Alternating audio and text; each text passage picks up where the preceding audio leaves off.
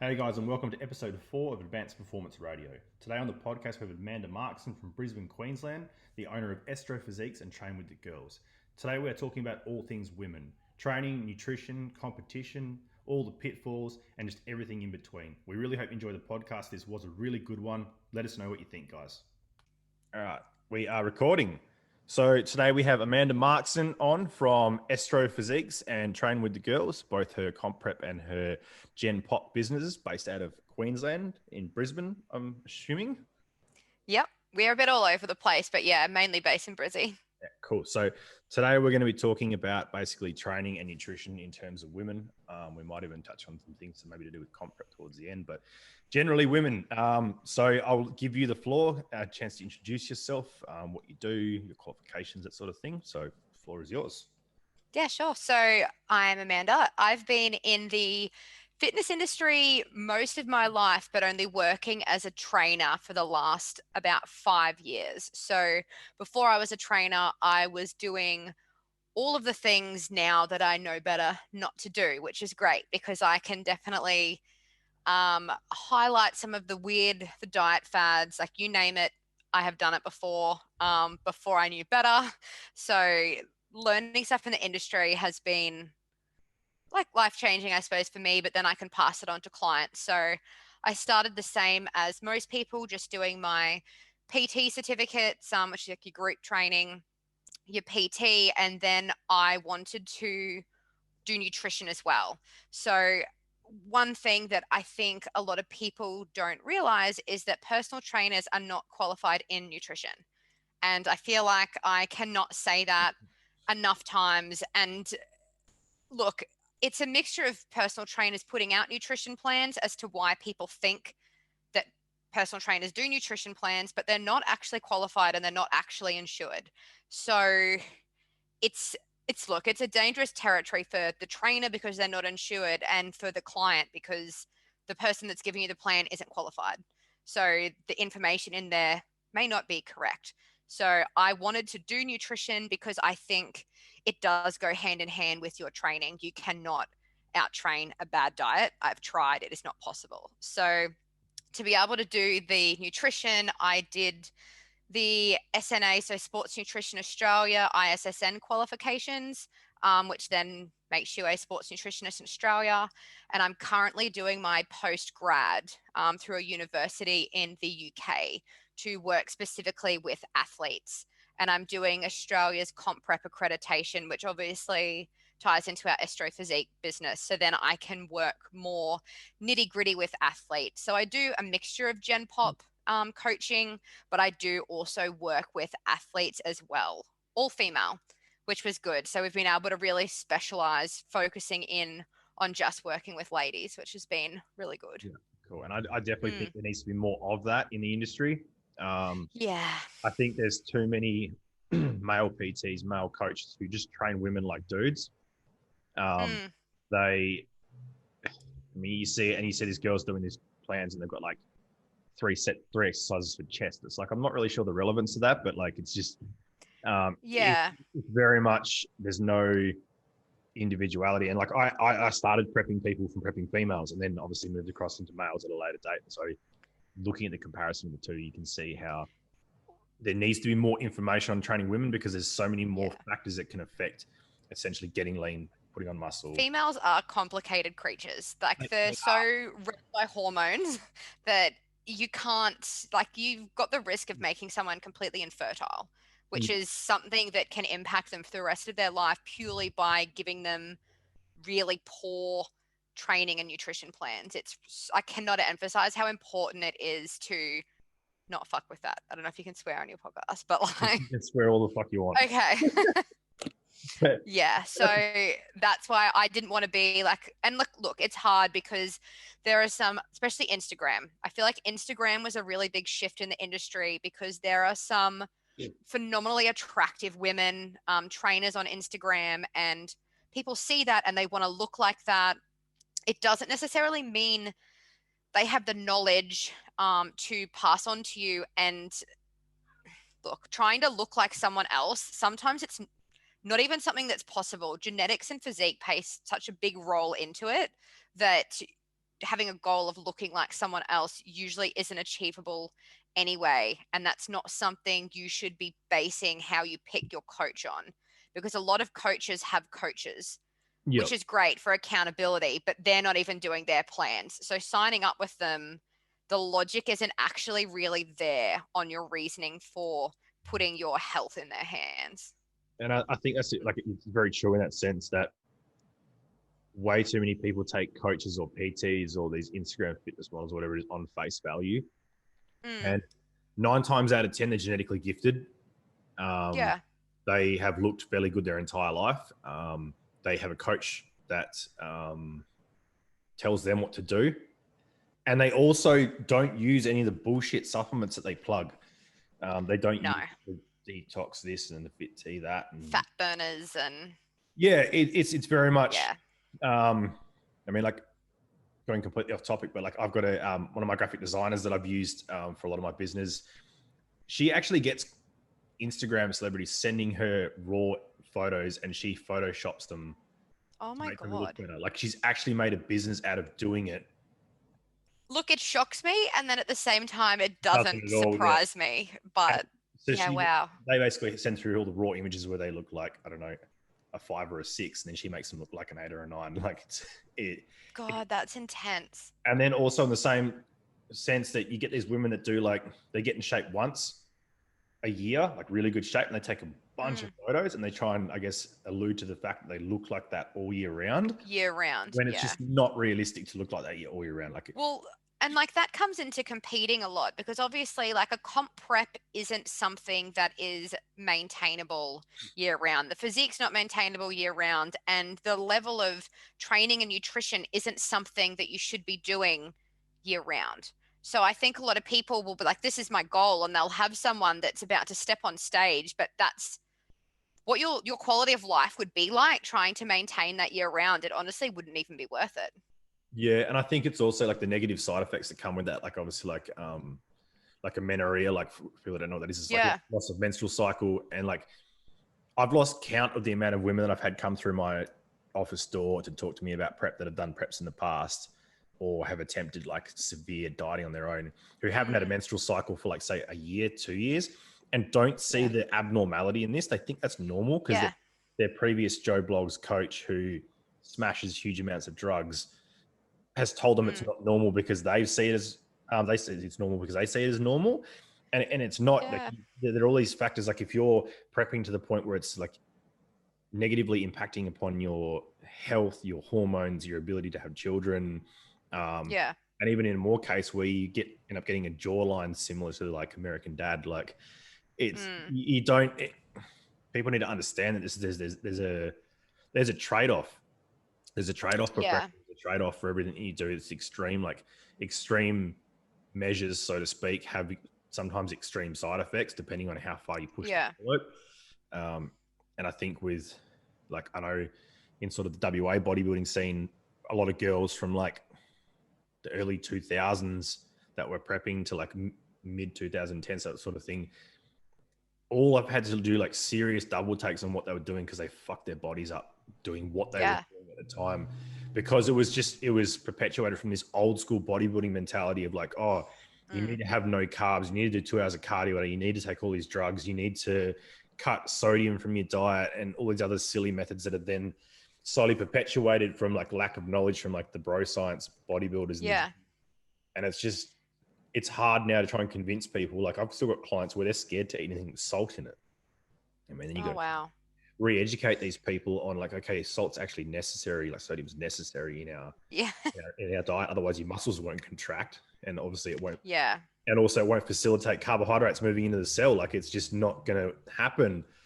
And I think Instagram's both, like, as you say, Instagram's sort of come in the last like maybe 6 to 7 years, Mm, and it's both been a hindrance and a blessing at the same time, yeah. because it's allowed people access to shitty information, but it's also given people really good information from people It like, is. It's a tool, and I suppose it can be used for good or evil, so to speak. mm, But I think people just need to be conscious of what's in their feed, and that's like everyone has that onus. Same as when you're getting a coach, like check their sources. You should never be embarrassed to ask someone what their qualifications are. If Yeah. you were going in and getting an operation on your brain, you'd want to know that they went to med school and they did their all, like you want to know that they're skilled. And it's exactly the same when hiring a coach. People think it's not that important, but especially when it comes to the nutritional side, it really is. Well, the example I give to people, like sometimes I get asked by like, I guess, friends of friends who want to get a coach, but want someone, I guess, in their area, like not where I work. Mm, And they'll ask, oh, what do I look for? I'm like, one, look for qualifications, make sure the person's qualified yeah, to do the work they're giving you. Two, look for a track record. And yeah, three, ask them what their processes are. Don't just sort of go, okay, I'm going to blindly follow what this person tells me to do. yeah, If you walked into a doctor for a checkup and all of a sudden they're telling you to take XYZ tablets, you're not just going to take them without asking what they're for or what they do. So yeah, why the hell would you do a diet or a training plan or even in the extreme, like a PED plan mm, without going, hang on a sec, why am I doing this in the first place? What does it do? yeah. And thirdly, is it going to mess me up? I mean, And what their answer is, if you ask, why are we doing this? And they can't tell you, then that's a bit of a red flag as well, because chances are they're just cookie cuttering a plan someone gave them that they yeah, didn't understand and they're just giving it to you. So they don't actually know why they're doing it. They're not customizing it for your specific body, your specific needs. yeah. Yeah. Always ask why. And it is, it's like if the person can't answer the question, if they're giving you some really sort of direct actions, you should be getting very direct answers as to what Yeah. that is. If I mean, like I'm sure yourself, there's sometimes where we have to say, I don't know, I can find someone that can answer that question for you. And I think people in the industry need to be okay saying that, like, no one has the answers for everything, and Yeah, that's okay. Whereas, look, I think it takes a lot for someone to say, sorry, I don't actually know, I'll find out, than just come up with some bullshit answer that's incorrect information. and I guess it's even worse for a person's credibility if you bullshit that person and then it comes out that you've bullshitted that person. Yeah. That's going to be way worse than you saying, hey, look, sorry, I don't know. Like, for instance, in a clinical sense, when clients come through my door, like that say, oh, I've got like a massive history of eating disorders, or Mm, I'm suffering from Crohn's, or something that's like a clinical medical issue, I'm not going to treat that client. It's not in my wheelhouse. Like, it's not yeah. part of our qualification. We're qualified for sports nutrition, not Yeah. clinical dietitian. So Yeah. you refer, and like I've done this with clients. So I've said, hey, look, that's probably a bit out of my wheelhouse. What I'll do is I'll refer you to a dietitian that I'm work Yeah. professionally with, and we'll get it going. And once they've essentially been cleared or we've got a program in place, 9 times out of 10, that person will come back and then keep working with me once they're Because you referred. put their health first Yeah, ahead of like getting their money or whatever else. Like, you're putting their health first, which is what everyone in the industry should be doing. and unfortunately, I think it's been happening for like God. I got qualified in 2006, so a long time ago now. But I'm thinking, like, what year is it now? That is a while ago. yeah, so yeah, for nearly 14 years in February, I would have been PTing for. Yeah, that's decent. So, I mean, when I first started, plans were written in pen, like to make me feel really old. There was no Facebook, there was no online coaching.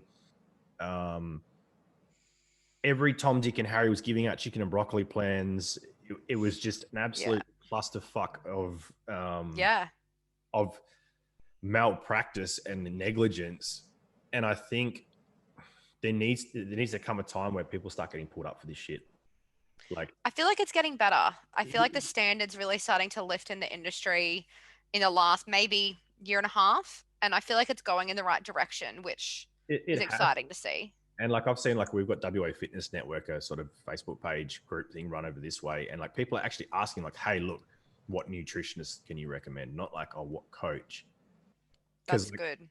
and I think when it comes to like negligence in coaching, I think bikini coaches are sometimes the worst. Yeah. Like, Comp prep's pretty fucked. I'm not going to lie. like in terms of that, like I'm talking specifically in a comp prep sense, and like people who coach Mm, any competitors, it's literally just a huge amount of dumb fuckery that's yeah. perpetuated by these women. And 9 times out of 10, like bikini's a genetic division Mm, more so than any yeah. other division in competing, because if you don't Well, have the shape, It's not even that. It's like at the end of the day, if you starve someone and tell them to do 2 hours of cardio a day, they're going to get lean. Yeah. Like they are going to lose weight and get lean. They're going to destroy their hormone balance. They're going to destroy their metabolism. They're going to probably lose muscle in the process, but they'll get skinny enough to fit in on a bikini stage. Yeah. But what it does to, and like that was a lot of coaching approaches. Like when I first started competing, I had a coach put me on like 900 calories for 12 weeks and I was doing 14 gym sessions a week. I lost 20 kilos. I got skinny, Yeah. but And it's it's not how it's lazy coaching. Like it's not even coaching. it is, and I've seen like since like people sort of starting to realize like, okay, like I need to speak to someone who's qualified in nutrition, and sort of like down, I guess I'm lucky enough down my way that my name's sort of getting passed around after doing it for a while, that like go speak to Tim or whoever, someone who's qualified, like, and you hear these things that people explain to you, like, this is what my last coach had me doing. And like I had a lady show me a plan, and it's probably one of the worst ones I've ever seen. So it was like 70 grams of protein a day. It was you could only pick one form of vegetable a day. So if you're gonna have vegetables, you can only See, pick. that automatically even just goes against like the food standards that It you're does. supposed to be going. Like And, even like PTs should know that. and then with every single meal, she had a tablespoon of olive oil. Why? It's like a full tablespoon of extra virgin olive oil with all 5 meals of the day. That sounds disgusting. It does, and like your insides would feel like a greased oven tray. Oh my God. But it was just horrendous, and I was like, "Who the fuck gave you this? Like, did you pay money for this?" And it is. And 9 times out of 10, the people that are giving out these plans are charging the most. Do you honestly know what bothers me the most out of that entire scenario is it's people that genuinely want to improve their fitness, they're investing in it. They think they're trying, they get given a plan that they were never able to succeed on. Yeah. And then when they fail, they think it was them. Yeah. And like that's what bothers me because that like you fail enough times doing something, you don't want to do it anymore. So people are trying to make these healthier decisions, thinking they're getting coaches, thinking they're doing the right things, and then they don't lose weight, they fuck up their body, and then they think they failed when really they were never given a recipe to succeed anyway. That's what burns me. I think it's with most people that come in the gym that legitimately come in and have a desire to get a certain result. It's not for lack of effort, it's for lack of application. Like they're working hard, but they're not working harder, not smarter. They're putting all this effort in the wrong place, and they're doing way too much cardio, eating way too little foods, not eating the right foods, doing all this silly random crap that some coaches have them to do. And like, as you say, that gets disheartening. It gets, it gets you down. Like if you come in and give something 110%, and unfortunately, I mean, it'd be like signing up for uni, doing a degree, getting to the end of your degree and realizing, fuck, I've actually not learned anything. This person's taught me the complete wrong way. I've invested all this money and time. Yeah.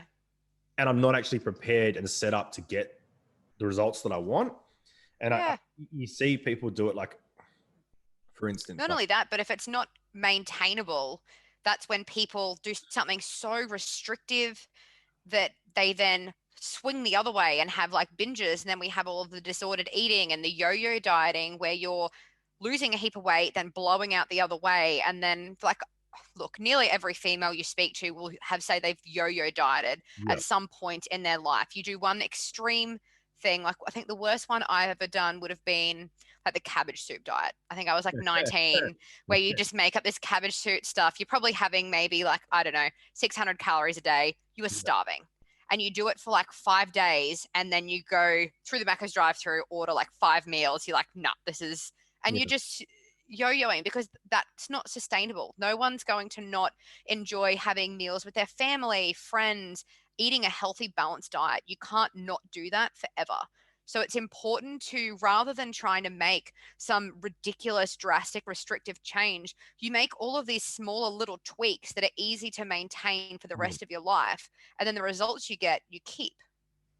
And I think it's like I have people come in and then like obviously you start sort of deep diving into like their background with nutrition, what they've done in the past and stuff like that.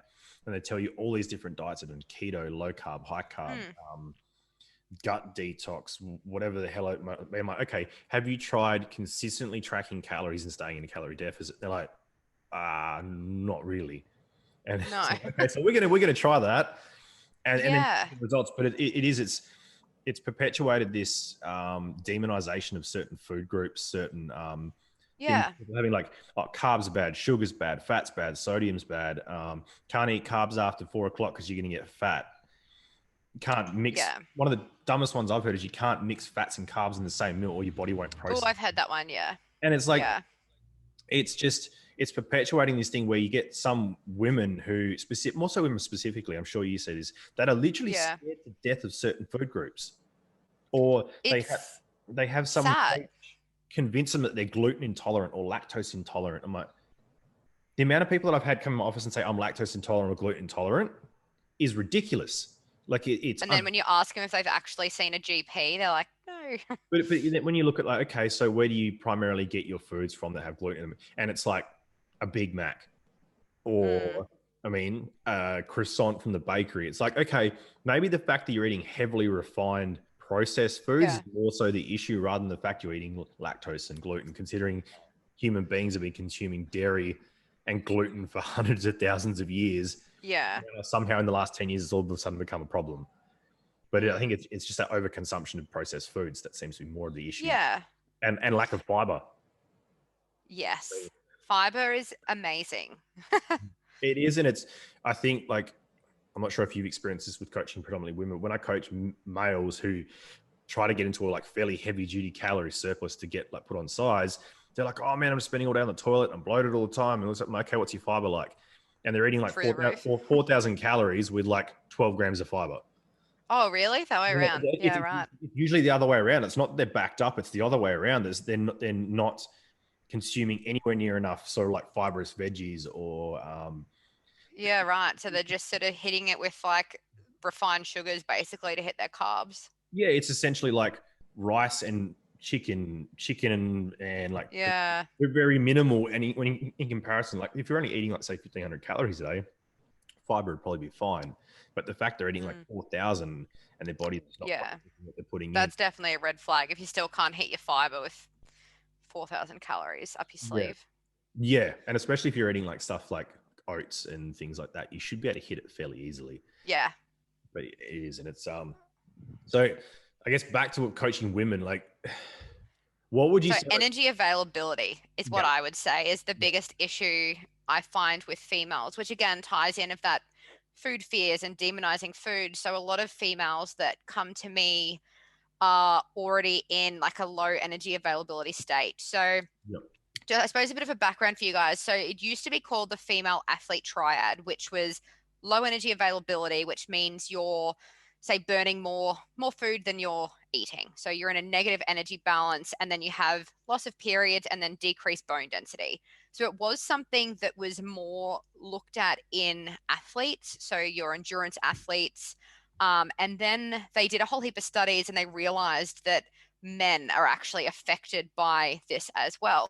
So they obviously couldn't keep calling it the female triad. So they renamed it your red S. So when you see people talk about that, that's what it is. So it's relative energy deficiency in sport. However, we do see it coming through in Gen Pop as well because of the undereating and the stupid dieting. So your energy availability, like it is something that's on a spectrum. It's not something where if you hit a certain amount, you're automatically in this category. But there are symptoms and red flags that may indicate that you are suffering from low energy availability. And that's things like losing your period, decreased bone density, having hormone imbalances. You get psychological, so you get irritable, poor focus, poor sleep. There's a whole range of things that actually tie into it. So that's a flag. I don't know if you can see I the can see husband it. just wheeled past. He's got a he's That's got all a right. knee scooter at the moment, so he's a bit zippy. um, so they're all things that may indicate that you are eating too low. So when you're actually looking at energy availability, you're looking at how many calories you're eating a day, deducted by how many calories you're burning in training, and then you're dividing that by your fat-free mass. So that's your fat-free mass a lot of people probably don't know what that is if they haven't done like a DEXA scan or they know their body fat percent. But it's basically how much you weigh minus the fat in your body. Yeah. And that'll give you a calorie per kilo of lean body mass number. So ideally we want 45. Issues tend to happen when you go into the red zone, which is below 30. Yeah. And that tends to be where a lot of females sit. And I suppose people think like, okay, if you're eating that low, like you must be really skinny.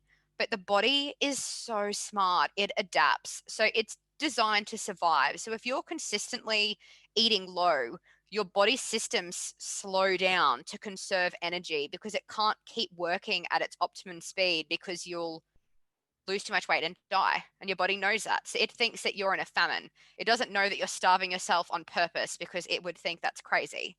So it'll start slowing down all your metabolic processes. So when we're talking about like your RMR and your resting metabolic rate, that all starts to go down. So you can be maintaining and not losing weight on 1,200 calories, even if your maintenance should be 2,000. Yeah. And with that case, like, and I see a lot of the time it's people getting into that sort of state of like prolonged periods of low energy availability. Yeah.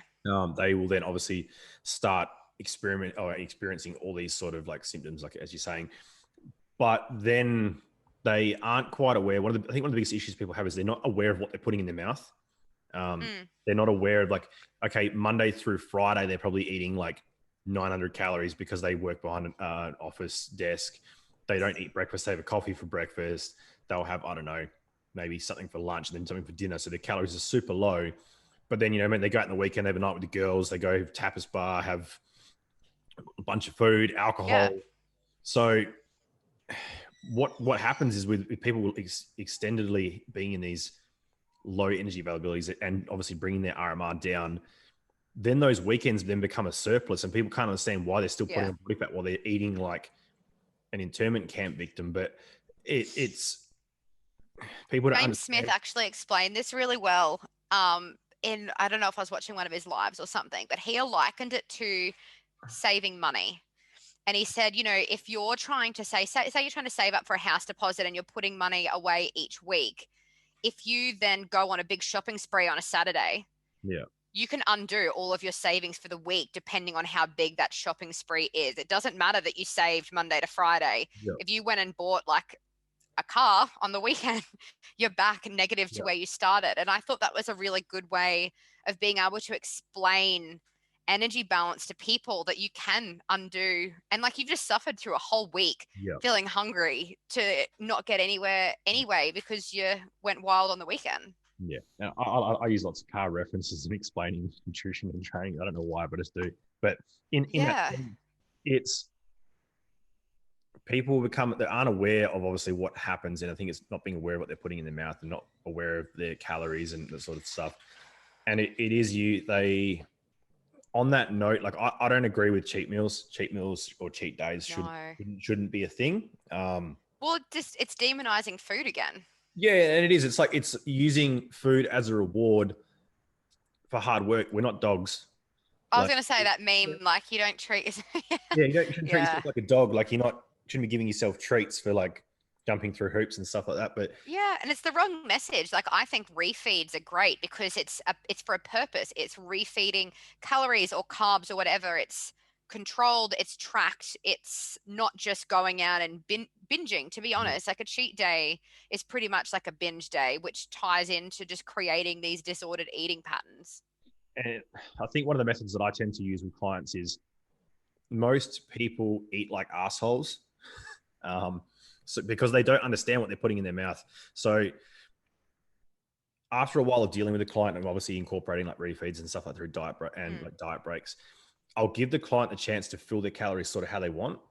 So I'll give them like a free day, so to speak. Okay, here's 1,800 calories. You need to go fill this however you want, but you're not allowed to go over it because we still need to set that calorie range. And then I get a message from these clients saying, "Oh, I've just had eggs Benedict for breakfast and I've had like 1,000 calories. I've only got like 800 left for the whole day." I'm like, that's your problem, not mine.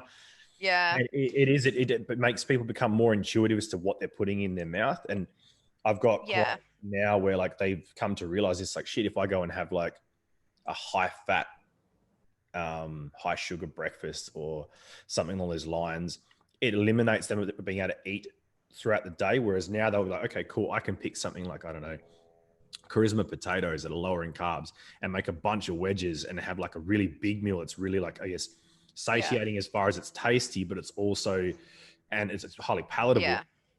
So they can have something that's going to keep them fuller for longer and be like, wow, I can actually squeeze a lot more food out of these 1,800 calories than I You thought, can, yeah. rather than going something that's like highly dense in calories.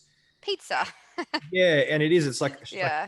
if I'm going to eat, I want the food to like fill me up. So like, um, Yeah. I think people need to be more aware of what they're putting in their mouth, especially. Um, I That's why I find, don't really like meal plans. yeah, I don't do a lot of meal plans with my clients. I tend to do macro plans because it forces them to learn.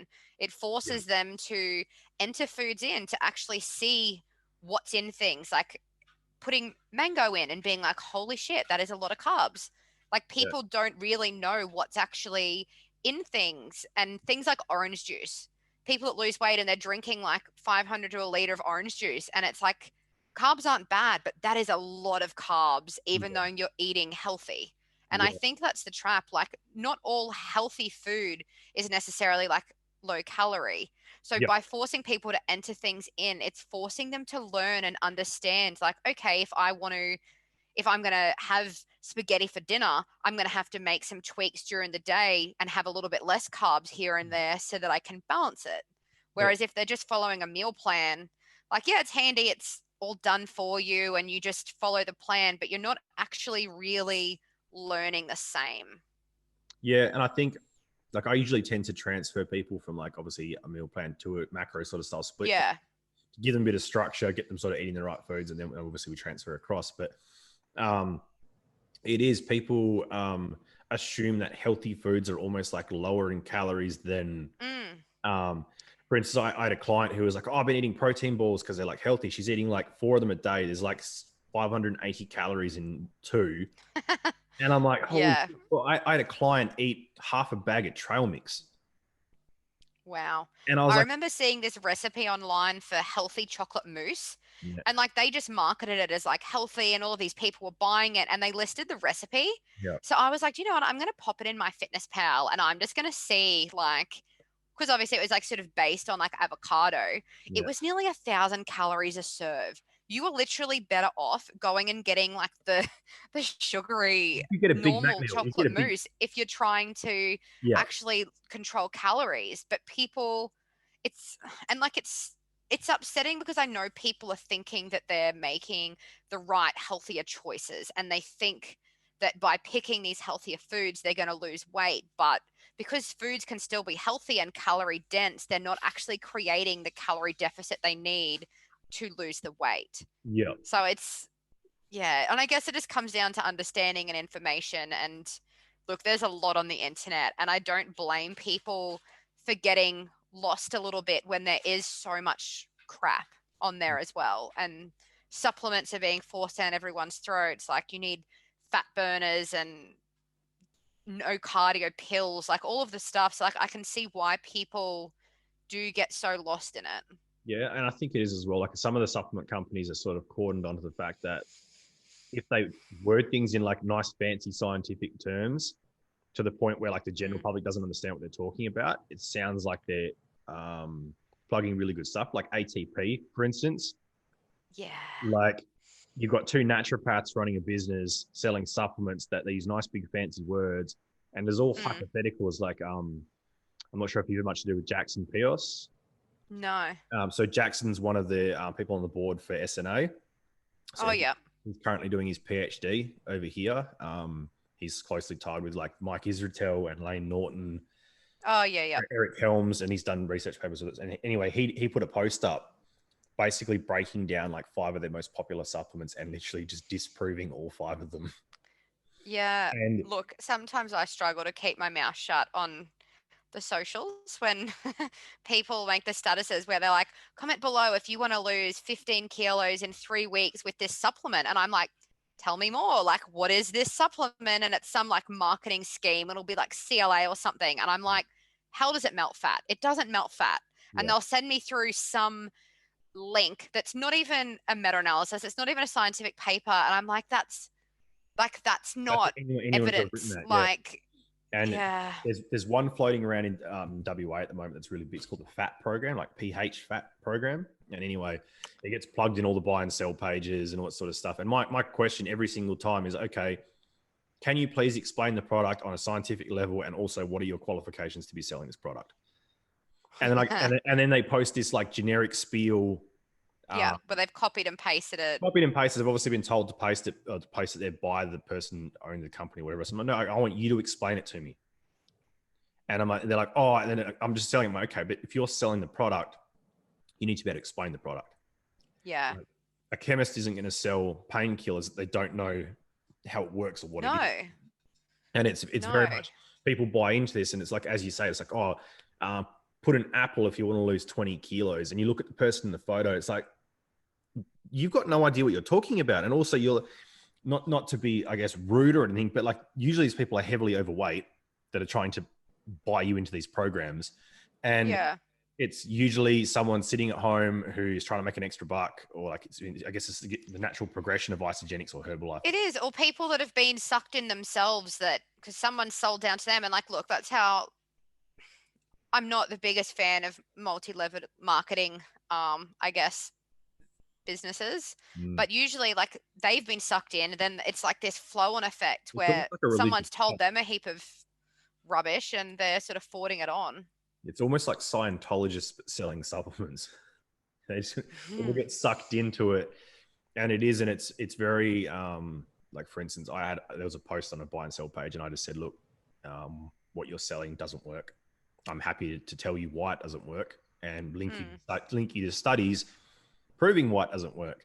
And this woman's like, oh, you're just a hater if you're not going to say anything nice, and all that sort of jargon. And I'm like, okay, so whoever in this post wants to actually learn about nutrition, please private message me and I'll give you a free 30-minute consult to talk to you about nutrition. And she's like, deleted her post. I'm like, and it is, it's disappointing that you can't, it's not, I guess it's not challenging someone. It's just asking for, I mean, say for instance, if I won't use Holden because I'm not around anymore, but say for Toyota was selling a new car and you asked them about all the features on their car and they couldn't tell you about them. You're like, hang on a sec, you guys are selling it, but you can't tell me about it. And use that same logic across to like supplements. Like, I mean, supplement stores for years have got people who look the part, but really don't know any of the supplements, can't explain them very well. That's not to say that all of them are like that. I do know some supplement store workers who are very knowledgeable, very educated. Same. Yeah. But the vast majority, like those ones that you see popping up inside shopping centers, the little stall ones that have got like some 18-year-old girl who doesn't know. Well, they're usually just promo stuff. I know. I've done that before. Yeah. And I definitely didn't have any of the knowledge. Like, I, again, used to take all of the ATP stuff because I was like, oh, like it's great. It's marketed well. It sounds like it's going to help. And again, like when you learn how much money you actually waste, you're better off investing that into a knowledgeable coach and actually learning. And the amount of like supplements, I feel like a lot of, not all supplements, but like your fat burners, pre-workouts, like a lot of that sort of stuff's very targeted at females. So a lot of clients that I have on will be like, okay, and what supplements do I need to buy? And it's like, well, you don't need to buy any, actually. Like, it should always be a food first approach. If you can hit your protein without taking a protein powder, then by all means, because you're going to be getting all of your micronutrients through eating it through different sources. But if, okay, we do need a protein powder, great. Pre-workout, you can have coffee, but if that hypes you up for the gym, great. Or creatine, if we're actually going to load it properly and use it properly, great. But other than that, like, you don't need to spend hundreds of dollars in a sup store to lose weight. Yeah. And I think the only other supplements sort of outside of the ones you just recommended is like beta-alanine for athletes. If anyone's doesn't know what that is. Especially if you're into the face tingles.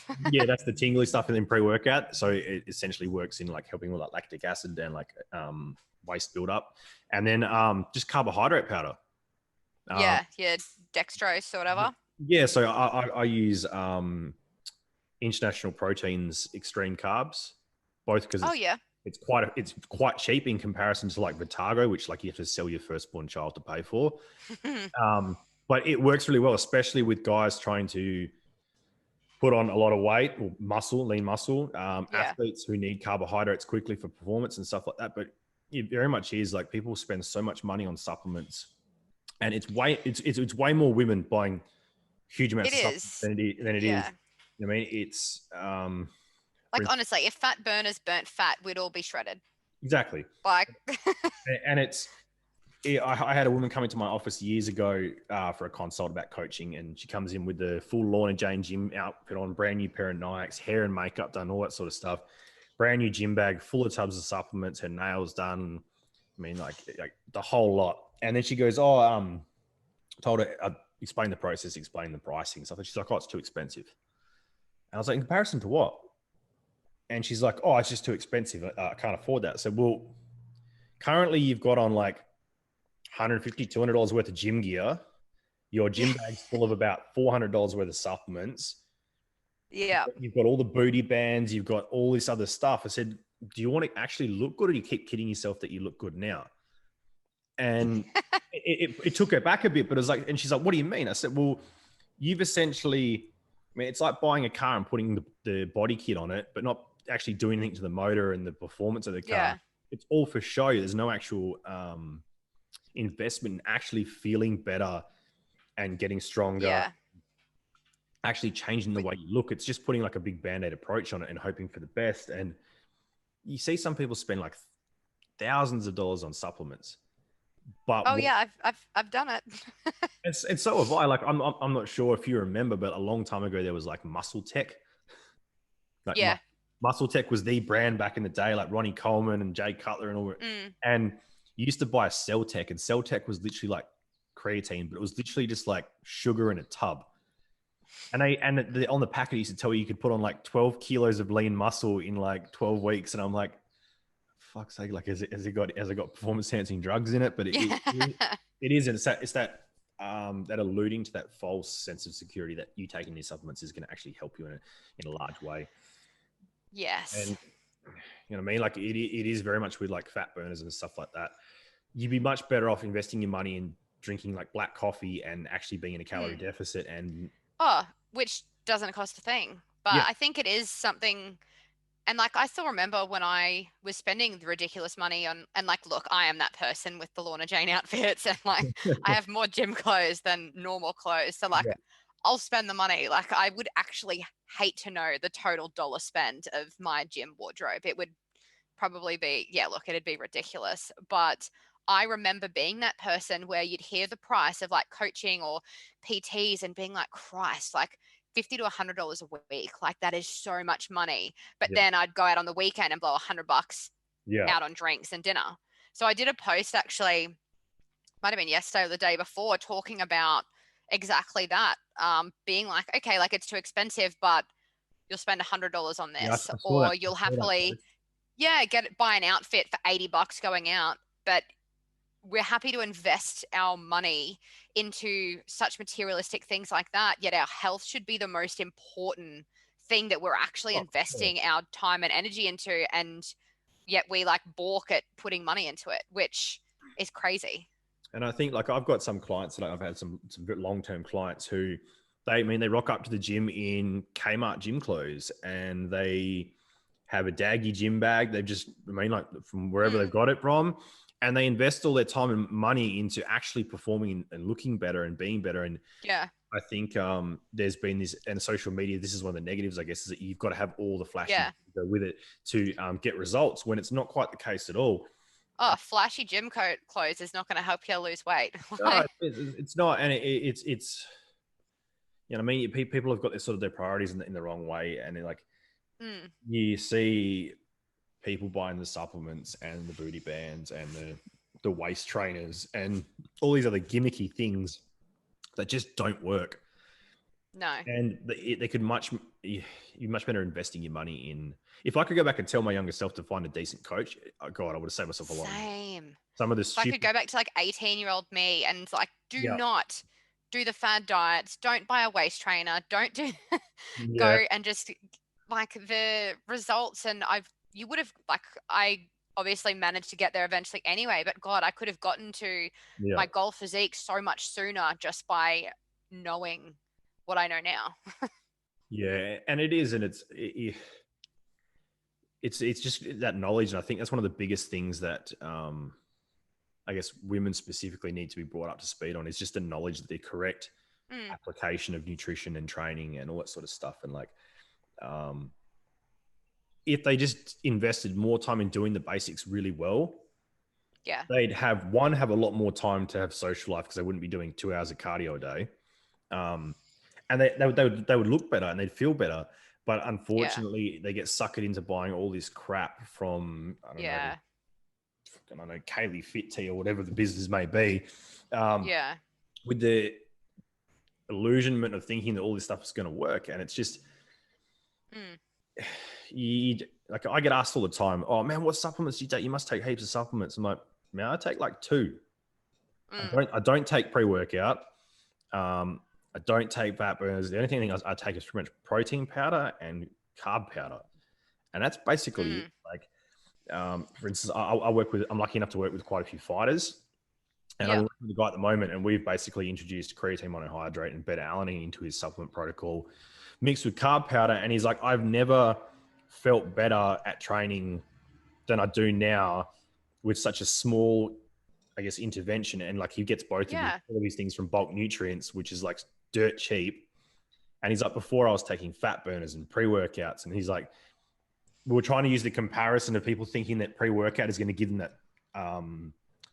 that heaps better workout when it's just not. And you could, if you went with say like a carbohydrate powder, some beta alanine, and some creatine, obviously carbohydrate powder, more glucose to perform better, the beta yeah. alanine to help with lactic acid, and then um, it's called the creatine to generate more energy. You're going to perform heaps better. And I think it's you see what some of these people buy, and it's like, holy crap, man! There's so much wasted money going in the drain.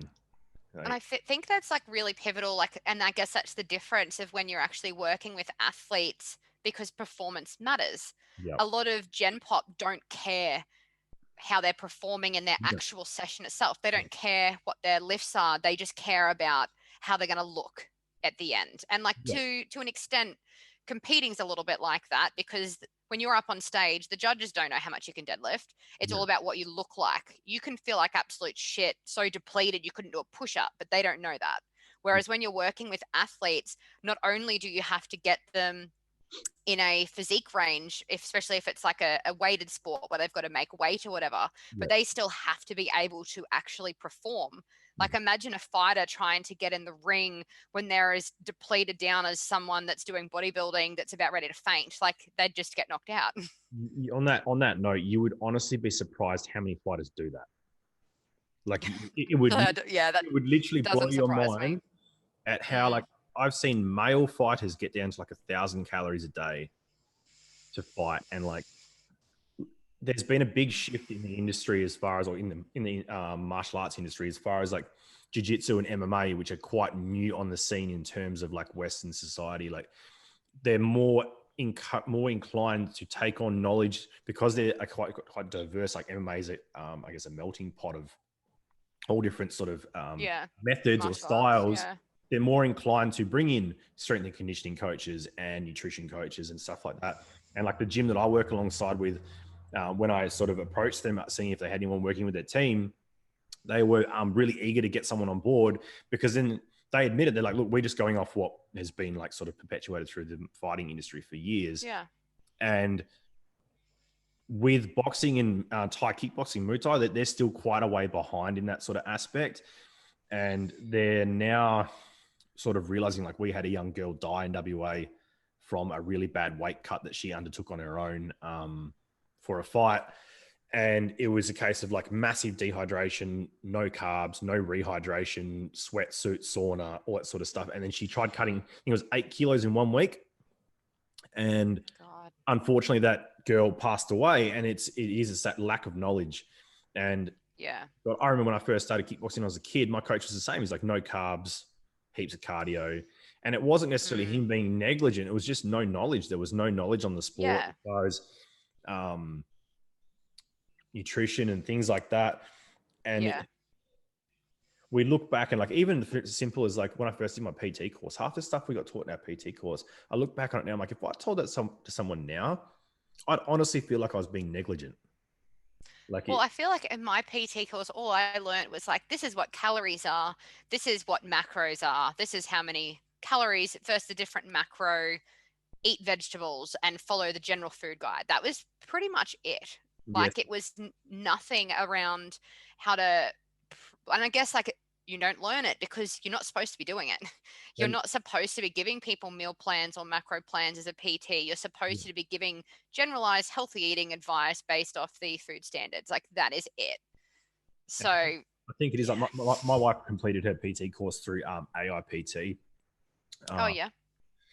not long ago. AIPT, if you're listening, fuck you. Um, Didn't have a good time, I no, take it. it was just a constant like chasing up of like taking 8 weeks to mark assessments Oh, and wow. not unlocking the next section until that section was done, and like sending back assessments because the date wasn't written in one page of like an assessment where it had it on the cover page. It was just a combination of just crap. So, um, and in that course, they tried offering her a nutrition section, and I was like, how can you guys offer that? Like literally like the information that you're giving out, that person can't use. They're not qualified or registered or insured to do so. And when it came to the nutrition section of the course, like my wife was sort of like answering the questions, and she was asking my help for my help on answering the questions. And when we answered the questions, it came back with, oh, it's wrong. And I was like, okay, like with like what was it, like protein requirements and stuff like that sort of thing. And I said, okay, so where are you getting your information from? Because I know where I'm getting mine from. And Yeah. then the person on the other end of the phone, I'm like, okay, so here's the question. Are you qualified in nutrition? Are you a dietitian? Are you a nutritionist? Are you a sports nutritionist? Oh, no, mate. Was okay. Well, just so happens that I'm a sports nutritionist. So, like, if you really want to argue about this, Yeah. and it was just a case of a lot of these companies, they get their back up when you try and tell them the Yeah. information they're teaching is just isn't correct. And we've got a company called Fit College over here. I'm not sure if it's in Eastern States, Yeah. It's over um, this way too. but they do a really good job of what they're doing. Oh, And, okay. and they emphasize the fact, like, look, you guys aren't qualified for nutrition. Don't do it. If you want to do it, go get qualified.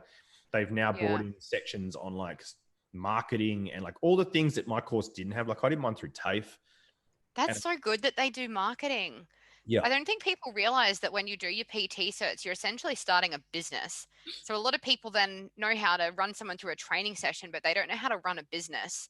And it's a whole new world for a lot of people. Like I'd done business degrees and stuff prior to going into the fitness industry. So I yeah, feel like it was fine for me, but my business partner, she's never done anything like that. So yeah. she was like, how do you know this stuff? Like, this isn't common knowledge on how to actually run a business. So if they're actually incorporating that sort of stuff in, that's so good. Well, even stuff like they have an account, like an accounting section, like how to do your books. And That's um, brilliant. so So we've that got who's that? Fit College. Fit College, amazing company. Yeah, Like they're right. doing a really good job. And if anyone sort of wants to do a PT course, like I would recommend going through Fit College. They're the best. Does take longer, but it takes longer for a reason because the content's a lot better. Yeah. So they've got there's a guy named Luke Simons. So Luke is a graphic, he's a sort of social media marketing guru, content creator. Yeah. So he runs their content and marketing section of the course. So instead of That's them so trying, great. yeah, instead of the company trying to allude to the fact that they know everything about everything, they've brought in external people. Um, like for That's instance, awesome. Dan England, who I spoke about earlier, he has been brought in to talk about the nutrition section, the training section, and like working with clients. And it's very much needs to go that way because PT courses in general, um, as a whole, are pretty subpar. Hmm. So, like when, for instance, when you compare it to like the NSCA course in the States, like I guess their equivalent of a PT course, there's so much more involved in it. Like Mm. so much more. Like I've got the NSCA level 1 sort of course textbook, and it makes our PT course look stupid in Yeah. Well, I comparison. remember after mine thinking, I don't know enough to I don't know enough to feel confident. Like I had to upskill and do extra study and courses on top of the standard PT course and work with really knowledgeable mentors and trainers myself to learn Yeah. from them until I felt like I had the right skill level to be able to do it that way. Like I didn't feel there's a difference, I think, between having the qualifications and then actually being competent. And I think that gap is dangerous. And I think it is. You see there's people doing a PT course now. They finished their PT course and a week later they're an online coach. And it's Yes, like, yes. how? Like, because I think I'd been PTing for like, what, 6 years, 7 years before I even started any online coaching. Mm. And like, given when I first started mine, like the information wasn't the best. The industry wasn't what it is now. And I was lucky enough to have one of my lecturers say, hey, look, you seem like you're pretty into this. Do yourself a favor, go off and learn, find people to learn from. Yeah. And then like, I think one of the first people I came across in the industry that was doing it sort of the way that I wanted to do it was Lane Norton. Mm. And seeing like Lane was one of the first people to do online coaching. And it's very much, it's evolved so much, It has, yeah. both in a negative way and a positive way. Like I know people that are like Instagram influencers who aren't even qualified PTs. So I know. they have literally have no qualifications or insurance. The only thing they do have is an OnlyFans, and they that they are plugging these plans and these teas and all this other sort of stuff, and it's just a huge amount of negligence on their behalf. I just don't know. That's just so risky. Like, and I look, maybe that's having a legal background, but I am so conscious of liability and doing things that are outside your scope. Where if something happens and someone turns around and sues you, which is another thing, like I've noticed that there's a lot of nutrition courses targeted at PTs that don't actually insure you. Yeah. Or it's all of these loopholes. And there's so many trainers out there at the moment that are undertaking these nutrition courses, trying to do the right thing and upskill, thinking they're insured, and they are not. And that burns me. Well, precision nutrition is one of the prime culprits for that. Like precision Yeah, nutrition doesn't qualify you at anything. it doesn't. Look, a lot of their content is good. I've had some friends that have done it and they said they've learned a lot. And like having the content, it is great to learn. And I'm definitely not going to take that away from them. But again, like it doesn't insure you. Yeah. So if something happens, you're fucked. And that's the So thing. look, You're you not want to be doing your ISSN. If you're in Australia and you're listening to this and you're a trainer, you want to, however, whatever pathway you take to be sitting the ISSN exams and getting accredited that way, that is the route you want to be taking if you want to be registered and insured. Yeah. And like I'm about to bring on, I guess, like my first coach with my business. And we'll be putting him through the ISN SNA course. We did the same. Because Any coaches with us that wanted to do nutrition, I'm like, well, if you want to do nutrition on coaching under us, you have to have this qualification. We'll wait until you've done it. Yeah. And it's very much like I'm going to obviously start grad dip next year. So in the same sort of boat as you, but it's very much like people get stuck into me for being, I guess, like I'll call it passionate about a set standard in the industry. Yeah. What I sort of think a PT should and shouldn't do. We're in a position where we can really help someone or really fuck someone up. Yeah.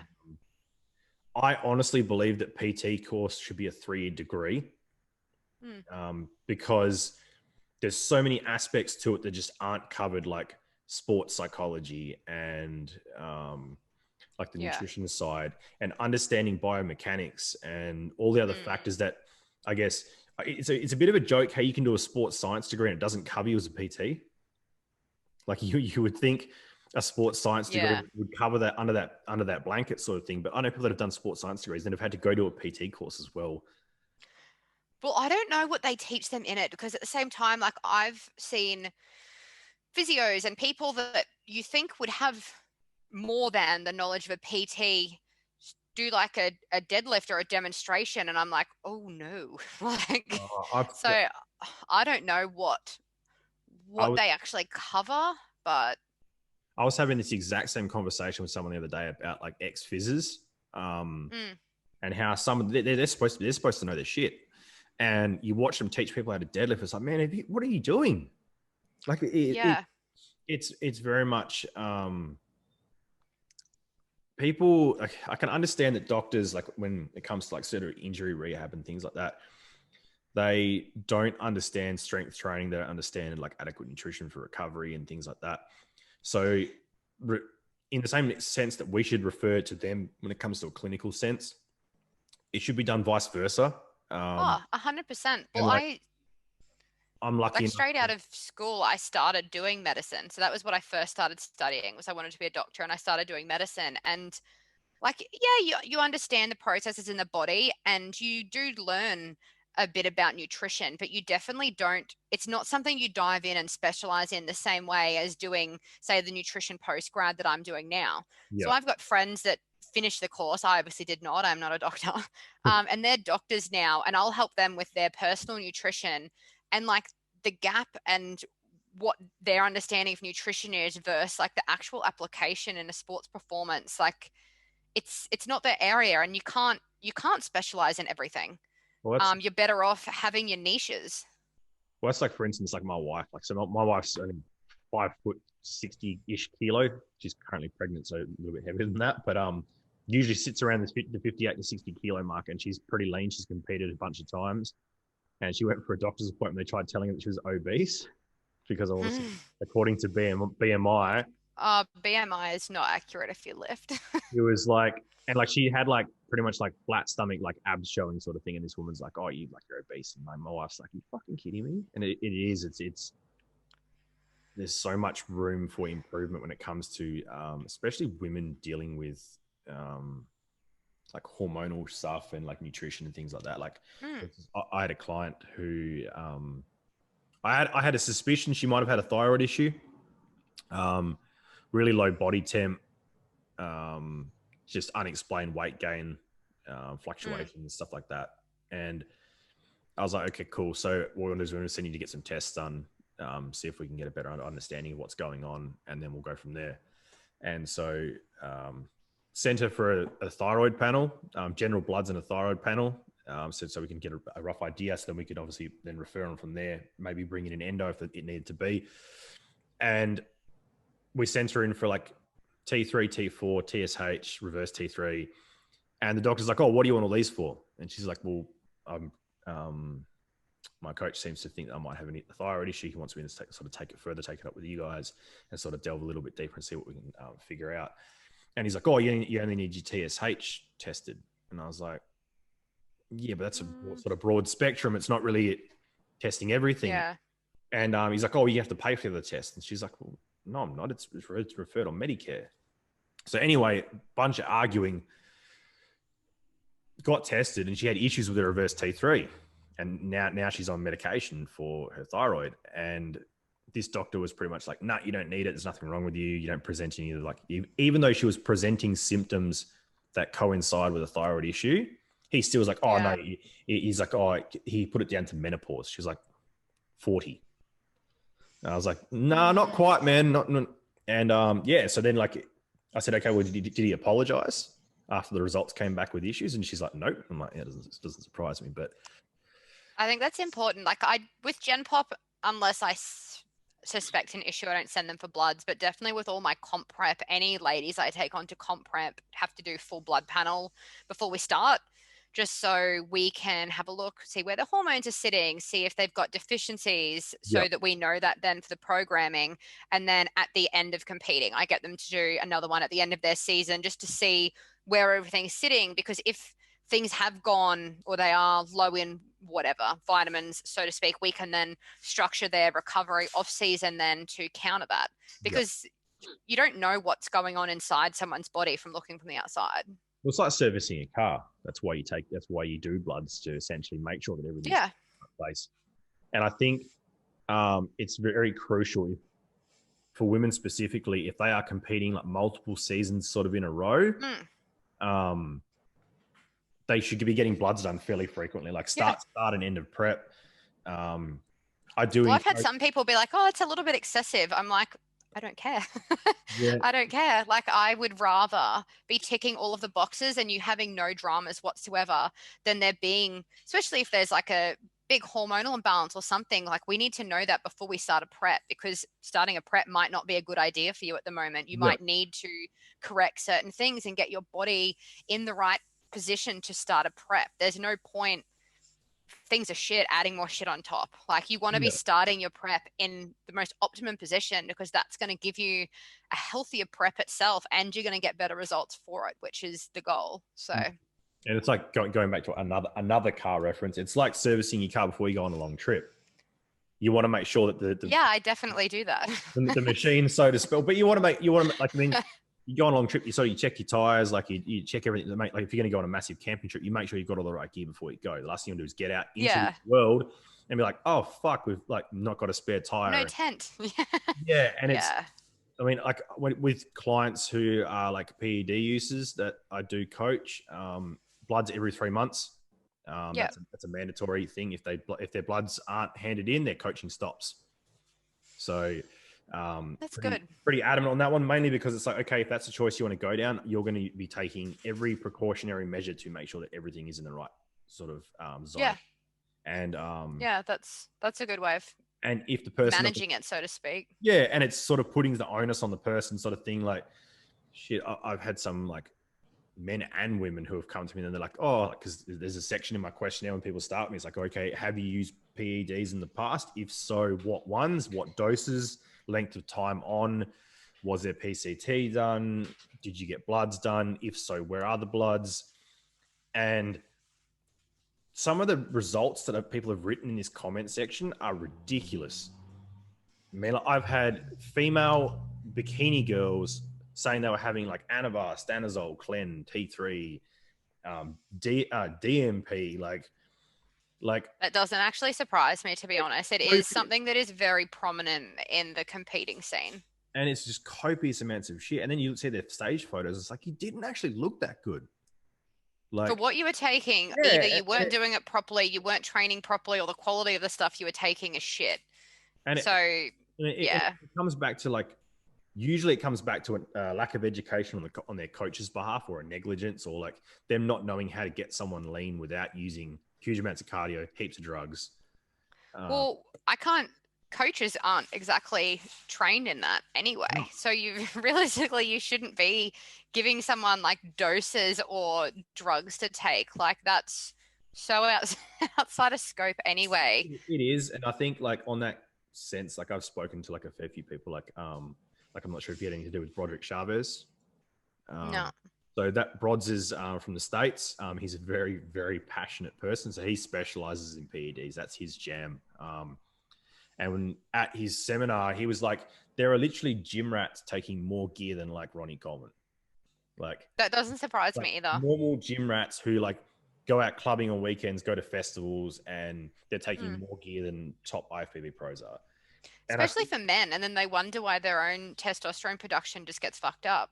And I think it is. And like, in this sense, it happens. Like, I remember when I first started getting into bodybuilding, you could maybe find like one person in the gym who would maybe have access to performance enhancing drugs, or you might be able to get a phone call to a doctor that might help you. Now it's like every Tom, Dick and Harry's selling their brand of whatever they're selling, and everyone's on it. Like, it's like the trend now for girls to take Anavar. Yeah. It's literally become like a trend. Like, it's gone from like every girl going to Thailand to get their boobs done to girls taking Anavar. Yeah. It's just and especially like, because it has become something that's a lot more, I'm going to say like common or popular or whatever, the actual quality of the stuff people are taking, like, you don't want something that's just sort of made in someone's bathtub in a basement. Like, and on that note, I had a guy come to me ages ago, and he was like, oh man, I want to do PEDs. Can you give me any advice on what to do? And I was like, 1, no, you're not a client. 2, you're too young. 3, you haven't been training long enough. And 4, I don't really know you. So, and he went and did it anyway. So he got X, whatever he got off Joe Bloggs, his mate, and was did his course, 12-week course, didn't grow at all, and ended up with like a golf ball sized lump in his ass cheek. And from injecting? From injecting, yeah. But here's the kicker. This is the most messed up part. So he got this from a mate of a mate. And he comes back to me and he's like, hey, man, look, I don't think what I was taking was actually what I was taking. Like, I've got this huge golf ball sized lump in my ass cheek that's like rock solid, and like, I don't know what's going on. I was like, all right, I've got a mate who's a chemist. And I said, hey, look, man, can you like just test this and tell me what it actually is. Like, give me a breakdown of what it actually is. It was 100% baby oil. So this dude had Most been, expensive baby oil ever. yeah, and this dude had been jabbing like straight baby oil into his ass cheek for like 12 weeks. My God. And That's wild. and literally had to have like be lanced and have like all his scar Drained or tissue and shit, something. and like it was pretty much like a cyst. Yeah, well, it would be. And it comes Oh my down to this God. thing, like on the topic of females, like what I was talking about like before. Like, most people don't know what we're talking about, but Anavar seems to be like the most low entry level PED that some females take. Yeah. I'm not justifying it or condoning it or saying it's okay, but that's usually where most females will start. The Yeah. biggest issue though is getting a hold of Anavar for females can be difficult. So then people just relabel D-bol as Anavar and give it to There you go. females. And next thing you know, they've got like a jaw like Willem Dafoe and they've got a voice like Morgan Freeman. And it's Yeah. just, And it then your is karaoke days are done. very much so. You pretty much go Yeah. from like singing Spice Girls to like Barry White. It But is. And I think, and like, look, I'm the same. Like, I'm not for it, I'm not against it. It's a personal choice. But I think that people really do just need to understand the risks that they're yeah, taking if they choose to. And if you understand all of the risks and you make that decision, that's fine. yeah, But I think people need to, and coaches need to be explaining to them side effects and risks so that they can actually make an informed decision. yeah. And I think that's the key is informed decisions when it it, comes to this it, stuff. it very much comes down to that risk reward ratio. Mm, If you are going to take it, you need to understand that there are risks and there are things you need to do to mitigate said risks by doing like PCT, which is what's called post-course treatment, to mm, prevent you from having long-term side effects. Like for instance, like some females will take estrogen blockers to allow them to obviously get leaner and obviously have more lean muscle, but prolonged dose, obviously blocking out estrogen is not good for a female. And yeah. exposure to what's called androgenic compounds, like things that females aren't meant to take long term. Like you can end up with things not looking the way they used to be. Like you mean your Yeah. jaw, and other things. But Yes. And other things could yeah, change. and other things that shouldn't Yeah. grow at all. But Yeah. it's very much at risk reward ratio. And I think one of the things that needs to happen, and I've had people that come to me in the past before who have done like pretty heavy duty cycles of PEDs, and they're like, "Hey, look, man, like something's not right. Can you please give me some advice or some help or whatever else?" So my first port of call was send them to an endo, Yeah. and it comes back that these people are fucked, but they tell this endo, "Oh, hey, look, I've been taking steroids for X amount of time," and it's almost like that endo retreats into his shell like a bloody turtle and doesn't want to give this person any advice or guidance or help or anything else because it's like taboo because it's steroids. Whereas if you presented to a doctor with just naturally low testosterone, like if you had I don't know, genetic deficiency Yeah. or whatever, and you need to go on PCT, they'll treat you normal. It's like, I mean, it's like with COVID. If you cough around someone at the moment, they look at you like you're the devil. Yeah. And it is. It is. Yeah. I mean, doctors and any sort of medical professionals have an oath of do no harm. And I Mm. do think that them not helping people, like I'm not saying for them to give them steroids, but like if they've taken them or they want to do their bloods to do the right thing or they want to do a PCT to make sure they're doing it as safely as possible, I think doctors should be allowed and both welcoming to do so, because essentially if someone's health is at risk, it's their job to intervene to mitigate said risk and obviously help with their Yeah. health. And I suppose they're worried that it's going to encourage it more by creating a safer. It's like all of the debates about having drug testing at festivals. So if you've got pills, you can check to make sure they're safe. Yeah. Is that good? Because then people are going to be, if they're not safe, not taking them, or are more people going to take them because there's less risk? Well, it's also like pharmacies giving out needles to junkies. I mean, Yeah. they're giving them out in the attempt to make things safer, but it's okay. But are you in turn facilitating Enabling. doing it? Yeah. And I think it's doctors should be able to give educated information and obviously point people in the right direction for like, I guess, the safest port of call, because like in the UK, they're legal. You can Yeah. take Well, there you go. steroids, you Yeah. can take steroids, you can buy steroids, you can use it. You just can't sell it. Mm. So there are a lot of UK coaches who talk openly about use, safe use, and all the sort of aspects that I guess Australian doctors and certain people can't do. Like there's a guy named Jordan Peters who's a bodybuilder from the UK, and he has quite a lot of information on his members site, which I think is a positive step in the right direction to educating people on what's safe, what's smart, and giving people the information to make an educated decision from there themselves, rather than like, I don't know, little That's true. Joey. If sometimes people they're going to do it regardless. So if they're going to do Yeah, it, may as well be the safest way possible. exactly. And it's like, Yeah.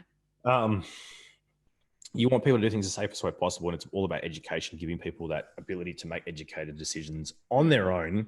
Like it comes down to nutrition and everything else. So, okay, I can tell you what the research evidence-based way of doing nutrition is, but that's not to say you need to go and do it, because you might not want to hear what I've got to say. You might want to stick with your yo-yo dieting and your fancy teas and onion soup. Skinny teas. Yeah, and whatever other diet you might want to stick with that. Yeah. It's our job as sort of like professionals to give people this educated information, and then Yeah. No, I agree. and either use or not use it. Yeah. But and even more so with women, I think. I mean, men are pretty easy. They turn up, they lift heavy weight, eat a lot of food. Fairly straightforward. But when it comes to like, as we were speaking about earlier, like REDS and like obviously symptoms for REDS in females is like amenorrhea, osteoporosis, and like things like that, and disordered eating. Like we want to make sure that those things sort of aren't becoming present, because if you've got someone who, say, has been in a position where their dietary intake has been way too high, they've put on weight, all this sort of stuff, next thing you know, they go to whoever PT who isn't legally allowed to help them or qualified, or doesn't even have the knowledge base to help them, puts them on Insta coach here. Yeah. puts them on a steamed chicken and broccoli diet, then perpetuates this ideal of, oh, if you can't stick to it, it's on you. You just need to work harder.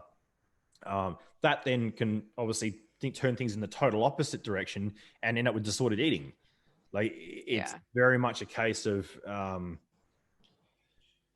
there's only so. I think people underestimate like the psychological element that actually comes into health and fitness.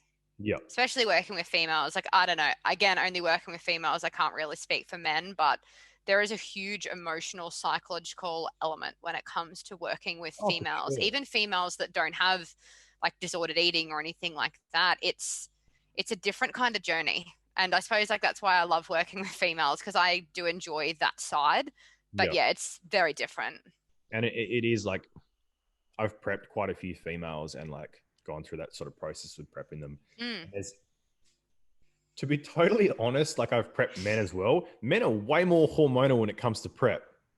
Oh, really? They're big. That surprises me. They're big and sooky, and they whinge, and you get heaps of like they don't check in properly. Like, this isn't all of them, obviously, but the vast majority are like, it's harder dealing with them. You would think like, okay, all you got to okay, that part would be harder. Females tend to be meticulous with check-ins.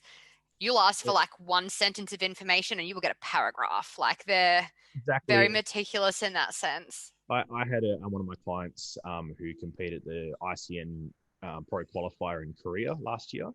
And nice. She literally ate the same foods for 24 weeks. Not by choice of my own, but because she's like, okay, I know this gets me lean, so I'm just going to do it. And I was like, okay. I'm like, and she got halfway through and I'm like, you're really lean. Like, you're really, really lean. Go have a cheat meal. Go have a wine with your husband. Like, do whatever. She's like, can I just have some more oats? And I was like, for fuck's sake. But it is. And like my wife is the same when she preps. It's meticulous. Everything's done exactly as she's told to. And if not, they do more than they're supposed to. But I mean, I think women tend to thrive. Women have got a higher pain threshold when it comes to pushing themselves through things to get a said result. And it very much is like, in the aspect of, okay, you've got a man who has to eat 4,000 calories for an extended period of time to gain lean muscle, he's going to be a lot less compliant and consistent with doing so. But if you've got a female, and you tell them that they need to eat 1,000 calories to fit in a bikini in summer, they'll fucking stick to that 1,000 calories, and if their life depends on it. Yeah. And it is, and I think this is one of the things that women need to be careful of, is that they will push themselves to breaking point to get a certain result. Yeah. And this can be the sort of Achilles heel to women in the gym and everything else. They'll do what they're told to a fault, and that needs to change. It needs to be like educating women so they can make educated decisions on their own, and they can Oh, just because you can doesn't mean you should. exactly right. I mean, Yeah. and being more intuitive with their body, like so. For instance, when I've had clients come in who have had amenorrhea, they've lost their menstrual cycle, they haven't had it for 2 years because their last prep was like 1,000 calories. They were taking a bunch of stuff they shouldn't be and doing 2 hours of cardio, and I'm like, okay, so can you see how that's not normal? And they're like, oh yeah, I guess so. I'm like, that's it's not normal. But it is. Women will go through these incredibly difficult and potentially damaging factors of dieting and training to look a certain way, and then completely destroy their body in the process. And then obviously that feeds into that yo-yo dieting of obviously fluctuating. Like, I mean, they go into because it's become somewhat of an accepted practice.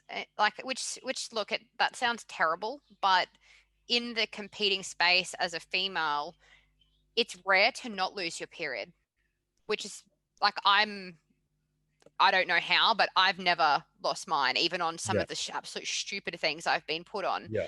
But normally it's a conversation of like, oh, when did you lose yours? Not if you did, it's when, because it's something that has become so common in the styles and ways people have been coaching, which is something that Hannah and I are so passionate about. Hence why we've built our entire comp prep business around a science-based approach, so that our athletes are sitting in good energy availability, they are keeping their periods, they are still fueling their body, and they're not damaging their bodies just to get on stage. And you don't have to do that to look great. Like Anna, my client 2 weekends ago, it's her first time on stage, and she walked away with a pro card, and we didn't do any kind of fucked dieting on her. Like, she still kept a good EA the whole way through. And like, that's what a prep should be like. It shouldn't be on death's door, hating your life, dragging yourself to the gym, trying not to pass out. Like, that's not health and fitness. Like, it's torture. Obviously there's a non-healthy aspect to competing. Like, you are taking your body to a body fat percentage. There is, it's outside of the realm of healthy. But there's obviously a healthier way of doing it to the point you're not going to cause long-term adverse effects. Like, for instance, Mel, my client who went to Korea and when she got a pro card, her first ever comp, she didn't touch a treadmill or any cardio for the entire prep and got second overall. Yeah. And everyone's asking, like, oh, you must have done heaps of cardio. She's like, not really.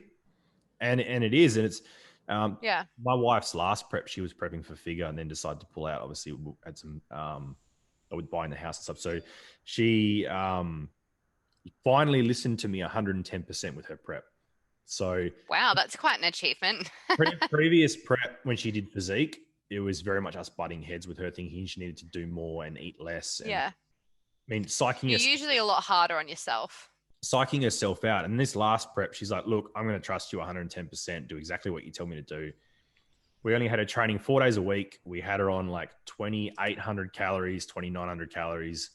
And she was getting leaner faster than she'd ever been. She was in and out of the gym in 45 minutes, no cardio.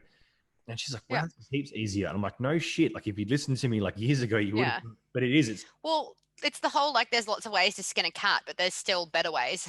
Exactly faster right. ways and more effective ways. Yeah. Exactly right. And it's a case of you can look amazing. It's going to be hard work, but there's a smarter way to do that hard work. Yeah. And a more enjoyable way. And it's especially if you've got the intention of competing like a few times, or like competing in like a few different seasons, or if you were aiming to, like, I guess, I don't know, a long shot of winning a pro card or whatever it is. You got to understand this is a marathon and not a sprint, and you can't just go. It's a lifestyle. You can't go bullet a gate and expect everything to sort of work out the way you want it to. Yeah. I mean, like, I'll have like for instance, men come in that start working with me. They're like, oh, I want to put on 10 kilos in 6 months. I'm like, yeah, good luck. Like putting on 10 kilos in 6 months is like unheard of. Like it's just not going to happen Yeah. unless you're like a complete beginner who's just going to adapt at a rate. Genetic freak. Yeah. And like I've seen people who are like, who've never lifted before, who obviously bump their calories right up, get into lifting heavy stuff and can possibly put on that much weight at like, I don't know, their early 20s. But Yeah. it's just that those people are the outliers. They're not the norm. No. Yeah. I mean, it took me with a client 2.5 years for her to gain 6 kilo muscle, which is like That's not bad for a female. Quite a decent improvement. So she went from ICN fitness to IFBB figure. That is a solid jump. Yeah, so a solid jump. Yeah. And that was like 3,000 plus calories, training every day, no cardio, like sitting in that. And I think, I'm sure you can speak about this, like women having to sit on a higher calorie point to put on lean muscle. I see time and time and time again of like, obviously the trend of girls wanting to build big glutes and build. I was going to say that girls that want to build booty, but also want to spend a heap of time on the treadmill and eat 1,200 calories. Like it's not. Yeah, possible. They don't go hand in hand. No, and it is, and it's very much convincing girls like, look, you need to be eating like probably 2,000 plus calories if you want to grow a big set of glutes. Like it's gonna be, carbs are going to be your friend, and it's not all about doing 2,000 booty band kicks and all this other stuff. It's about actually lifting heavy and you can't, and progressive overload and progressive overload, and it's finding that sort of methodology that or the training stimulus that works best for you. Not everything works for everyone. I think people get too attached to certain methodologies, certain exercises, certain ways of training. Oh, it's true. Like you have to squat to do glutes. I've randomly throughout my like before and after glute comparison, because mine ended up huge from training and I didn't squat at all because the arthritis in my knees is so bad. Mine was all deadlifts and hip thrusts. Like you don't have to do it a specific way. And just because you can't do, i.e. squats, doesn't mean you can't build your lower body. There is that many workarounds and different exercises that, again, like the beauty of personalization when it comes to coaching and training. And I think it's where people go wrong is that they think like, okay, I have to do these exercises. Like I, for instance, when I first started, like I've always been tall, like I'm 6'2". And as a younger guy, I was like, I've got to squat to grow big legs.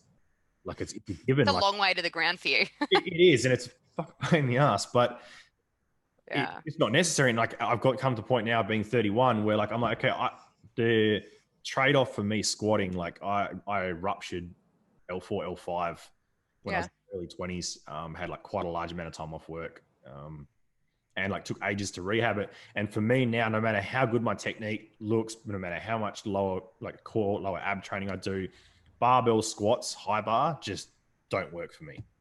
I can front squat until the cows come home. I can do hack squat. I can do leg press.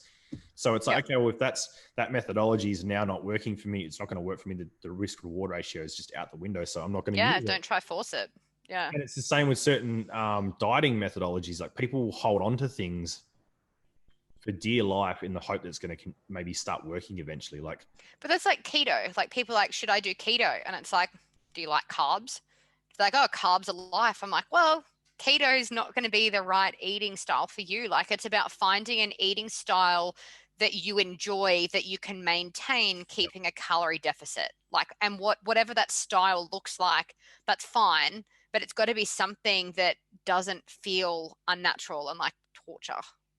Yeah, it very much is that. It's people like, say for instance, they'll sit at 1,200 calories and they'll hold on to that 1,200 calories like their life depends on it. Like, I'm going to keep losing body fat. I'm going to keep losing body fat. And it's like, you're probably not.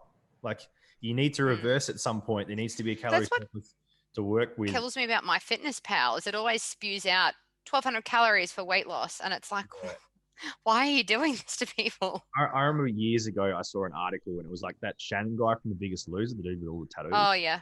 And he tried saying he eats 1,800 calories. I'm like, don't fucking lie. Like, there's no way that someone with your build, training like you do, eats 1,800 calories. Like, don't talk shit. Yeah. And it's convincing people they need to be on these stupidly low calories. Like, I walk through the gym sometimes and you hear like girls in groups like, oh, Like, I don't know how long I can stay to 1,000 calories. I'm like, holy shit. But it is, Well, I even think, like Anna had that backstage the other week. She obviously did really well. So many of the other competitors were like, oh, how many calories are you eating? And when she told them, they were like, really? What? Like, I'm on 700 calories. And she's telling me, and I'm like, holy Christ. Like, and it is yeah. though, it's um, like, I guess as the more females that I've coached in like the gym that I work in, and people are like, oh, like, what are you eating? They're like, oh, I get chocolate cereal with banana for like my last meal a day, and I'm on 2,500 calories, and I'm getting leaner. And they're like, oh, okay. What? How is that possible? But it is. Yeah, it's, I think it is like, for instance, I've got a female boxing client. So she is 3 hours of training a day, hour of boxing, hour of weights, hour of cardio, super hyperactive person, and has always done like 1,400 calorie day diets. Like for her whole life, she's competed in boxing at a wow. high level. She's a beast of a woman. And now we've got her on like 2-3, 2-4. Her And performance would go through the roof. she's literally like, because the funny thing is we got talking on the subject because like she's a friend of my wife's, and I used to watch her hit the bag in the gym. I'm like, I would never want to be on the receiving end of one of those punches. Like you literally hit like a female Mike Tyson. And I watched her in the gym one day, and like her power just all gone. Like she just lost all her power. That snap in her punches had gone. And that's how we got to. I was like, oh, look, what's going on? Like, you okay? You like seem like you're a bit lethargic. And she's like, oh. Yeah. And then she's telling me that she's been on like 1,400 calories for like 8 months. And I was like, okay, well, that kind of needs to change. And that's when we started working together. And like, Mm, I explained to her, I said, look, you're an athlete. You're not Gen Pop. You're an athlete. yeah. Anyone who does, even if you're not playing a sport, if you're doing 3 hours of activity a day, you're an athlete. No, I don't, Yeah. Well, you've got the same kind of energy demands anyway. Yeah. yeah. And it is, it's like trying to convince her. She's like been anti-carb and anti this and anti that. And now she has like intra and post carbs, and she's having like huge amounts of carbs throughout the day. And she's like, I can't believe I used to train like the way I used to train. I honestly can't believe it. Mm, And I've got a 70 kilo jiu-jitsu guy eating like 3-4, and he's like 40, he's 48, and he's in the best shape of his life. And he's like, when you first told me I was going to be eating like this sort of calories, I literally laughed. Like I was like, there's no way I'm going to eat that much food. And now he's like, dude, I'm hungry all the time. And I think that's one of the best parts about doing what we do is when you can show yeah. someone like, look, you don't need to eat poverty calories. You don't need to do excessive hours of training. And it's almost like this light bulb moment where this person's like, wow, like this is so much more enjoyable. Yeah. The light bulb moment's definitely my favorite. And you see the look on these people's face, or they send you through a message. Like I've worked with guys before, like the guy I was working with, we added in creatine and beta-alanine and carb powder into his pre sort of. So like at the gym, we do like a 2-hour open mat where it's basically jiu-jitsu or Muay Thai for Mm, 2 hours straight. It's like sparring or rolling in that terms would be of. exhausting. That's a lot of calorie burn. Yeah, and this dude's like 90 kilo, pretty stocky dude, and he was like trying to survive on like 1,500 calories. And then we bumped him up to like his pre-training shake is like 600-700 calories. And Yeah. the first message, he like sent me a voice message, and he's like, dude, what the fuck? Like how have I not done this before? How did I manage to get through 2 hours of training without gassing out? I'm like, it's fuel, man. And that moment makes everything worth it as a coach, because you're like, Yeah. Agreed. you can show people that the whole chicken and broccoli way is just not the way. And like I think with women, it's even more satisfying because you can show them that they can actually eat normal food, still look good, Yeah. still have a social life, not feel like they're alienated from their partner and their kids and their family and everything else. Yeah. And you can really show them that you can do this, and you can do this long term, not Yeah. like 12-week or a 10-week challenge. Now, not to say that 12 or 10-week challenges aren't effective if they're done correctly, because I've run them myself. They're rarely done correctly though, which is the Yeah, issue. yeah. They're Yeah. these uneducated sprints that Mm. get people to a certain spot without much sort of knowledge transfer. And then at the end of it, leaves them high and dry, floating in the water, sort of thing, so to speak. With Eating probably 1,300 calorie. Yeah. Look, yeah, and like, don't get me wrong, like we run challenges as well, 12-week challenges, 8-week challenges with train with the girls. So I'm not saying all challenges are shit, but it's definitely God, down to structure. no. And don't get me wrong, like we could definitely run a challenge and smash everyone on 1400 calories and get some killer before and after pics for our marketing. And a lot of gyms do exactly that because nothing gets clients more than some crazy before and after pic. Like in 8 weeks, we'll get you to lose 15 kilos. And people are like, yes, sign me up. But it destroys your body in the process. You're better off losing half that, but you're healthier. You can maintain that weight loss, and then you can still continue on your journey because you've learned all of this knowledge during the process. So yeah, look, there's good challenges out there, and there's bad challenges out there. There's some really popular gyms here in Brisbane, like your group fitness gyms that run challenges, and I've seen some of the meal plans, and F45 it makes me so. F45 Yeah, we've had clients come over, and it makes me so mad because again, people think they're making healthy choices and safe choices, and they're putting their health in people's hands that clearly care more about a good before and after photo than actually improving their health, and it fucking burns me. But and it is like I've been approached by like F45s in the past to do the nutritional programming for their challenges. And I've said, okay, it's going to be more of an education thing to smash them. And they're like, oh yeah, but they need to lose weight. I'm like, well, are you guys intending to help these people, or you just want to take their money and make them drop weight quickly and then leave them with no sort of knowledge base or no long-term results? And it's disheartening. And like, you try and explain to people like for instance, the case study for CPD this year, how that guy probably needed to be in a maintenance for a while before he started dieting because he was already way under. And then trying to explain to people, like when you have women specifically come in who have been on 1,000 calories for 6 months, 12 months, whatever it is, with all these adverse health effects, poor relationship with food, and you tell them, hey, look, so we're going to have to bump your calories up, not down, and you might put on a bit of body fat. You might and usually it's a fairly quick turnaround. I'm sure you see this when you have someone who's been chronically under eating, you bump their calories back up to a reasonable maintenance. They might shift a few kilos up, but then it usually starts going back down again because their body's starting to adapt. Oh, I've had clients where I've shifted their calories up and they've lost weight, and it's like, well, that's the thing. And they're shocked, but yeah, your body starts working Sorry, if you can hear like heaps of rain and thunder, it's like storm. Okay, it's hailing here. How exciting. Well, just before we started, I had a car crash at the front of my house. So, I heard the tires squeak. All the exciting stuff's happening on this. But dear. On that sense, like I worked with one of the owners of our gym, and like he works his ass off. He trains hard, all the rest of it, because he's a fairly successful businessman. He's like smashes every sort of business that he's into. He was chronically under eating, and I helped him a couple of years ago, and we literally doubled his calories overnight. And he dropped 2 kilos in 3 days. So it needs to be done. Like, and you try and convince these people like, hey, look, we need to put your calories up for your health. Yeah. And they don't want to hear it sometimes, but unfortunately people need to realize this. We're not doing this to be an asshole to make you fat again. We're doing this because it's going to be your best interest for your health. And it's going to allow us to obviously then we've got way more to work with. Like Well, I'm seeing it a lot in like the comp prep scene. Like I have athletes coming on, they want to compete in the next season and their calories are at 1,200, 1,300 calories. Like I can't start you on a prep when you're already under eating lower than what I'd probably ever let you go to on a prep anyway. So, and like, look, when I tell some of them next season's not happening, not with me, like you need at least an off season for us to get you where you need to be before I'll put you on stage. So some of them appreciate the fact that I suppose I'm honest. Others will be like, okay, well, I'll just find another coach that'll throw me on stage. That's fine, but I'm not going to be that coach. Yeah, and I've probably turned down more people for prep than I've taken on,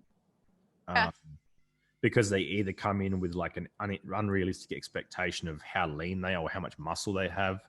Like I've had some women come and say like, oh, I've got a lot of muscle. And I'm like, I'm sorry to break it to you, but that's not muscle. And I experienced that my first prep. A lot of muscle I thought was muscle. It was not muscle. Yeah. And it's, and then you try and explain this to people. They're like, look, you just because you're skinny doesn't mean you're going to do well. it is these girls, they go and starve themselves and they think, oh, I'm skinny, like, you know what I mean?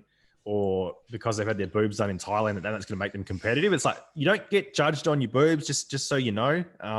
Yeah. And I saw a female friend of a friend years ago do that. She competed and like her physique was average. Like it was like, for lack of a better word, skinny fat. And because she had like, I guess, quite large boobs, she's like, oh, I'm going to do well. And then she placed like last. And she had a huge dummy spit because she placed last. I'm like, this is a bodybuilding show. Like, this is where you build Yeah. the physique. And it takes years of hard work to look the way you do. It Like, does. It does. Like, for instance, Mel, my client who won her pro card in Korea, she came to me and she wanted to prep in 8 weeks for her first show. And I said no. I was like, No, no. I do minimum 20 weeks. Yeah, the longer the better. Yeah. So her last prep, I think we did 27 weeks, 28 weeks. Yeah. Nice and gradual, plenty of refeeds, diet breaks, all that sort of stuff. And I said, no, you need to do longer. She did longer and she got second overall in her first show. And then she placed second at nationals and second at worlds. So that's great. And then it got to the point where we got the feedback from the judges and like said, like, what's it going to take for her to get a pro card? And they said she needs to build bigger glutes and her legs need to come up. So for her to do that, I'm like, Mel, we're going to go into a surplus because she's quite used to being lean like all year round. She's like naturally lean person, like has her abs showing pretty much all year round. And I said, look, we go to a surplus and we think we got up to like 2,900 calories and she had to sort of deal with getting a bit fluffy. But then first show after that, she got a pro card. So it's showing women that they need to, if they're prepared to put their body through the uncomfortability of starving themselves, they can at least deal with getting a little bit fluffy for a bit. It's true. Yeah, that's so true. And I've got quite a few female coach friends who have in the past, like they've prepped in the multiple shows back to back, all this sort of stuff. And then they need to take that time off to let their body sort of get back to maintenance and get back to like a reasonable body fat percentage to get their hormones in the right place so that the machine, so to speak, is ticking over the way it should do rather than running on empty and expecting it to perform. And I think it's where you see some women do like season A and season B every year and always come in the same position, or if not worse. That's it. Is like I always sort of tell, I suppose, my clients, like how you base your success of you getting up on stage, it shouldn't be about the placing. You should be able to look at your photos from this show, compare them to previous shows and see improvements. Whether it's you came in leaner, you've got more symmetry, your shape's improved, like that's the win there, is being able to actually look at how your body's progressed rather than placings on show day. Because at the end of the day, like bodybuilding's so subjective. It's not like soccer where one team gets more points, they win, makes sense. It's 5 people's opinions on who they think is best when they may or may not be biased against who's on stage to begin with. Like you can't hinge your entire prep and your own success based on 5 people's opinions. Yeah. And it very much is that. And like, I think a lot of people don't realize that a lot of bodybuilding shows are quite biased depending on like who. Oh, some people that are judging have their own clients up on stage. Yeah, and that's something I don't agree with at all. And like, no, I think if you're judging, you shouldn't be able to enter your clients, but it happens. So my wife competed in figure for her first show and her physique looked amazing for figure, given she probably could have got leaner, but her physique looked the part. And the federation that she competed in was trying to push her up into physique. And she didn't want to do physique. She didn't have the physique body. She wasn't big enough. But because the physique numbers for the show were low, was trying to push numbers up in the physique. And anyway, because there was more people in bikini, like the show promoters pushed these bikini girls up into figure. And when it came to show day, the girl who won figure looked good, but was quite small for figure. And then some of the girls that came like second and third were literally just really lean bikini girls. And my wife pretty much like didn't even place, but then competed at Arnold's a week or two later and got 11 out of 27 girls at Arnold's. So I was like, and the only reason she didn't place higher was because she wasn't lean enough. But it's sad to see women put all this hard work in. It's not a dieting show. It's a bodybuilding show. Oh, exactly. It's not just like, okay, I'm going to starve myself for 20 weeks and then do well. It's okay, I need to actually have a physique underneath all the fluffy bits, so to speak. But it's like coming out of your cocoon as a butterfly. Like a really tanned butterfly. Yeah. But but Oh, so true. it is it's what women need to understand is that sometimes you do need to get into a calorie surplus, and that's where the real changes to your physique are made. It's not in a dieting phase. Like realistically, you're only going to just take away the body fat. Your physique itself is not going to change an awful lot in a dieting phase. Nah, not if you do it properly. Yeah. By all means, you starve yourself, you'll lose muscle too. All of the heavy lifting that you work so hard in the gym doing, Yeah. being in that uncomfortable stage, if you go do a stupid diet, you're gonna lose the muscle and then you're still gonna look the same anyway. Like, With that sense as well, I think with girls that have done all that heavy lifting, or guys, when they start presenting sort of symptoms like or signs that they can't lift like that anymore or they can't train like anymore, mm, they're like, hang on, something's not really right here. yeah, But the people that will go through where they're like weak and other girls doing like 50 reps on a leg press with a 5 kilo plate at the side, or yeah. 100 booty band this and that, or an hour on the stair climber. Sounds like my pregnancy training program at the moment. But I mean, All the volume. or the girls that spend like half the day on the stair climber because they think it builds their glutes, and like Yeah, it's very much I think anyone who's worked their ass off to gain the muscle they've got will be less inclined to put their body through some fucked up shit to get lean, because yeah, when they notice, oh, hang on a sec, I can't squat 100 anymore, I can only squat 60. Shit, that's a big drop. Something's not right there. yeah. They start asking the questions, and I mean, the goal is, Like I have clients still hitting PBs through prep. and Like you shouldn't be, yeah, it's yeah, perfectly achievable because essentially your lean muscle, mentally super your driven. yeah, but your lean muscle ratio is higher, your body fat's lower. Like, Yeah, I mean, you should be able to still move decent weight through yeah, a prep phase, and like even when you compare it over to say like female powerlifters or fighters or athletes that are dependent on performing, not just walking around on stage and mm, cracking a few poses, they will notice it even more. Like, for instance, like I did a seminar for the for the sports nutrition at the gym I work at across the road from our gym, the fighters gym, and a lot of the guys and girls are like, oh, I get a cold or a flu like in my fight camps, and like,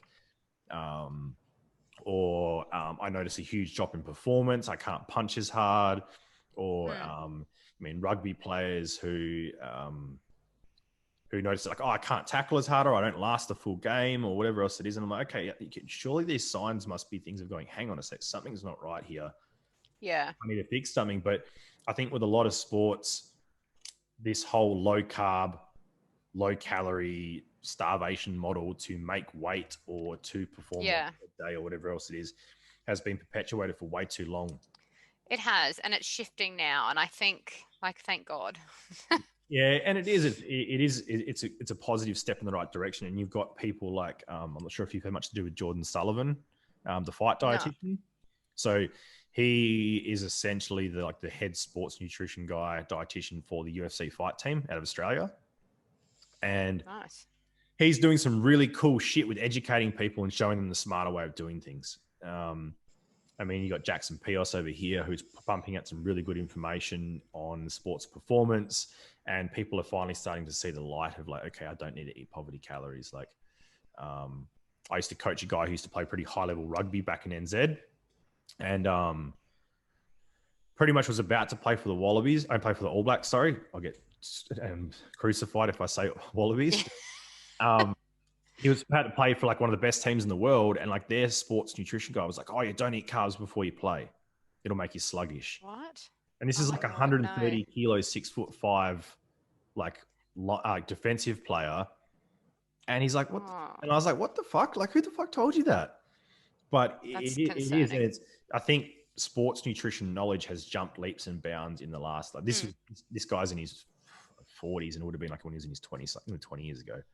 Oh, okay, yeah, fair. But it has jumped leaps and bounds in the last couple of years, and people have got access to way better information. Like, I mean, the general public can get access to like ISSN sports nutrition. Yeah, position statements and Whereas yeah. like 10, 15 years ago, unless you wanted to fork out $100 to whoever the journal was for their study, Mm, you couldn't get access to the information. I think now some people do a really good job of pumping out good quality educational content. yeah. Um, like Luke Lehman and the team at Muscle Nerds do a great job. Mm, Who else? Like Jackson Pios does a great job of pumping out information. Jordan Sullivan, like they're and like the ISSN guys, and even like the JPS crew from over in yeah. Melbourne. They're all starting to pump out some decent level information. Like I'm not sure if have you had checked out the Mass subscription? No. I think it's Greg Knuckles and a few other people. So it's basically like a online subscription basis thing. I think it's about $40 a month, and it's just research article after research article broken down from a research paper into an easy to understand video with PDFs to go along with That's it. cool. And I was going to say, wait until you start this grad dip and then come at me with research articles. I reckon I've printed off a small forest because I need to highlight. yeah, Yeah. I think I've The got, summary versions sound magical. yeah. So this essentially breaks them down, and it obviously links all the articles in the bottom. So it's a Mm, really good option. And I've that's cool. encouraged quite a few PTs that like I sort of help to look into it, because Yeah. it's easy to understand information, but still very detailed. Yeah. Um, That's and I good. think with access to more information, the general public will start to catch on. And Yeah. just simple things like explaining to people like, look, PTs can't write nutrition plans; they're not qualified to. Yeah. When you're looking for a prep coach, don't look at how they look at how their clients look. Yeah. Just little tidbits of information that are allowing people to make better decisions when it comes to, I guess, who they work with, what they're going to do with it, what their end goal is for it, so they don't end up fucked. Yeah. Yeah, literally. And it is, I'm sure you've seen this time and time again. It's disheartening when you work with people who have like literally been just ripped off, screwed over, Yeah. and left high and dry. And then people like us have got to come through and pick up the pieces and like sort of Put help them back together. Yeah. and Yeah. trying to help said people, like someone who's been on 1,000 calories for 6 months, trying to tell them, okay, we need to go back to about 1,800, 1,900 to get your body working the way it should do, is very, very hard. It's It hard is. for You them got to to undo a lot of damage. yeah, and it is. It's the psychological damage that can come with that is ridiculous. Yeah. Unfortunately, that's the nature of the beast. It's just, it happens, but it shouldn't happen. But Yeah. hopefully it No, I changes. agree. But yeah, That's it. Changing the world one client at a time. yeah, that's it. Yeah. More little steps in the right direction to change the bigger Yeah. result. So, but yeah, No, all right, agreed. I might let you go there because I think we've been talking for nearly 2 hours. We have. Oh But God, yeah, longest podcast ever. but that's a good one. And I think women need to hear this sort of stuff. They need to get this information. Yeah. Like I can spit this information all day, but like I'm the heavily tattooed guy in the gym that sort of people try and avoid on first glances. So, like, I'm not always the person people are going to listen to from a female perspective. Like my wife tries to Yeah. tell people, look, you need to do things smart. But hearing something from someone yourself who's quite accomplished as a female coach is definitely a positive thing. So I've had quite a few female clients and friends asking about this one. So Yeah, good. it'll be good to get the information out there. But yeah, so Yeah, definitely. if people want to find your page or get in contact with you or listen to your stuff, where can they find it? So you can find, if you're interested in comp prep, our Instagram is Estro Physiques. Otherwise, Gen Pop Coaching is train with the girls _online. Otherwise, my personal one, which is a mixture of info / pregnancy pictures at the moment, is coach _Amanda Jane. But yeah, happy to, if anyone's got questions, like I'm always happy. My DMs are always open because I feel like that's how it should be. Don't be afraid to ask questions. Very much so. All right. Thank you very much for your time. Thanks for having me. No worries. Bye. Bye.